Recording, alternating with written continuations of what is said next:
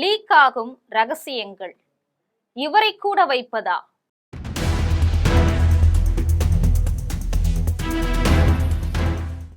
திருமா மீது பகீர் குற்றச்சாட்டு.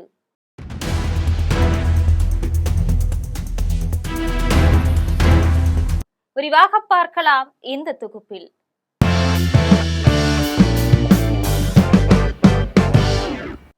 தன்னை முதல்வராக போட்ட திட்டம் அதிமுக திமுகவுக்கு இடையில நடந்த பேச்சுவார்த்தைகள் பற்றி திருமாவளவன் பொது வெளியில பேசி வர்றது அரசியல் ரீதியா அவர் மீதான நம்பிக்கையை இழக்க வைக்கிறதா விமர்சனம் எழுந்திருக்கு. ஒரு கட்டத்துல திருமாவை முதல்வராக்க முயன்றதாகவும் சொல்லப்பட்டுச்சு. அந்த தருணத்துல உதயநிதி எடப்பாடி பேச்சு நடந்ததும் உண்மை, ஸ்டாலின் திருமா பேச்சு நடந்ததும் உண்மை, ஆதவ் திருமா பேச்சு நடந்ததும் உண்மை, செங்கோட்டையன் சி.வி. சண்முகம் பேச்சுவார்த்தை நடத்தியதும் உண்மை அப்படின்னே சொல்றாங்க. இது எல்லாமே அதிகாரப்பூர்வ பேச்சுவார்த்தைகள் கிடையாது. ஆகவே இத வெளியே சொல்றது அரசியல் அறம் கிடையாது அப்படின்னு தான் சொல்லணும். திருமாவுடைய இளைஞர்கள் வாக்கு வங்கி இப்போ மொத்தமா விஜய் பக்கம் போயிருச்சு. அதிமுகவுக்கு எதிர்ப்பு தெரிவிச்ச கம்யூனிஸ்டுகளுடைய அழுத்தத்துக்கு பயந்து ஓரிரு மாதங்களாச்சும் முதலமைச்சர் நாற்காலியில அமரும் வரலாற்று வாய்ப்பையும் திருமா கோட்டை விட்டுட்டாரு.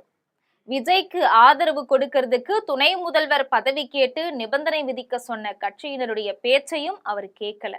இப்போ அமைச்சரவையிலேயாவது இடம் கிடைக்கும் அப்படின்னு பார்த்தா அதிமுகவுடைய ஒரு அணி விஜய் அமைச்சரவைக்குள்ள வந்துட்டா அந்த வாய்ப்பும் தனக்கு கிடைக்காம போயிருமோ அப்படிங்கிற அச்சத்துல அவர் இருக்கிறாரு.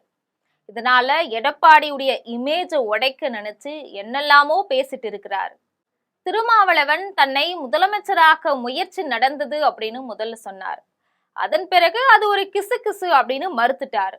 தொடர்ந்து என்ன முதல்வராக திமுகவோ இல்ல அதிமுகவோ அதிகாரப்பூர்வமா யாரும் என்ன அப்படி அணுகல, நானும் யார்கிட்டையும் பேசல அப்படின்னு சொன்னார். இது மட்டும் இல்லாம தமிழகத்துல தலித் சமூகத்தை சார்ந்த ஒருத்தர் முதல்வராக கூடிய அளவுக்கு தமிழ் சமூகம் இன்னும் தயாராகல அப்படிங்கிறது எல்லாருக்கும் தெரிஞ்ச கசப்பான உண்மை. இந்தியாவில உத்தரப்பிரதேசம், ஆந்திரா, மகாராஷ்டிரா, பீகார் மற்றும் பஞ்சாப் ஆகிய மாநிலங்கள்ல தலித்துகள் முதல்வர்களாக ஆட்சி பீடத்துல கோலோற்றிய வரலாறு நடந்தேறி இருக்கு. ஆனா தமிழ்நாட்டுல இன்னும் ஒரு நூற்றாண்டு ஆனாலும் அது கனவாவே இருக்கும் அப்படிங்கறத தெரிஞ்சவன் நான் அப்படின்னு எல்லாம் விசிக தலைவர் திருமாவளவன் தொடர்ந்து ஊடகங்கள்ல பேசிட்டு வராரு.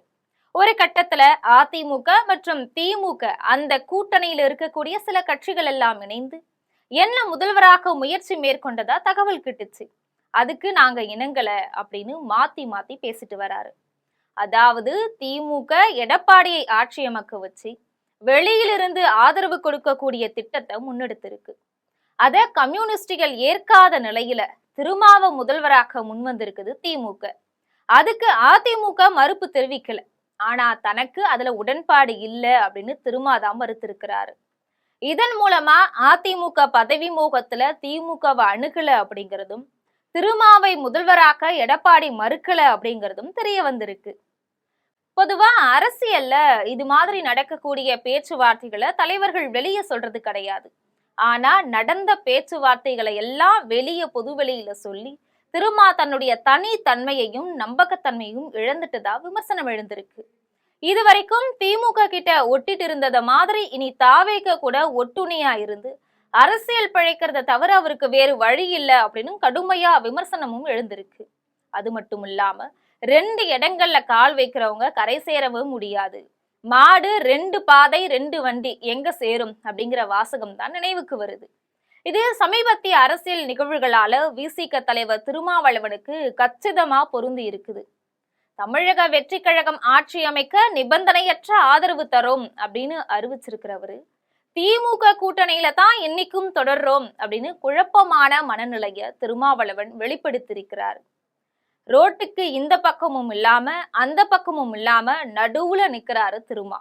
இப்போதைய நிலைப்பாட்டுல திருமா தொடர்ந்தா கட்சியிலிருந்து வெளியேறி திமுகவிலும் தாவேகவிலும் ஐக்கியமாக பல்வேறு முக்கிய நிர்வாகிகளும் தயாராயிட்டாங்க.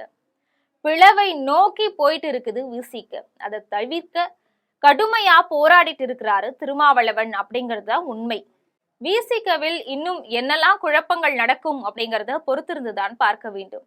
இதுபோன்ற செய்திகளை உடனுக்குடன் தெரிந்து கொள்ள ஜெம் தொலைக்காட்சியுடன் எப்பொழுதும் தொடர்பில் இருங்கள். நன்றி.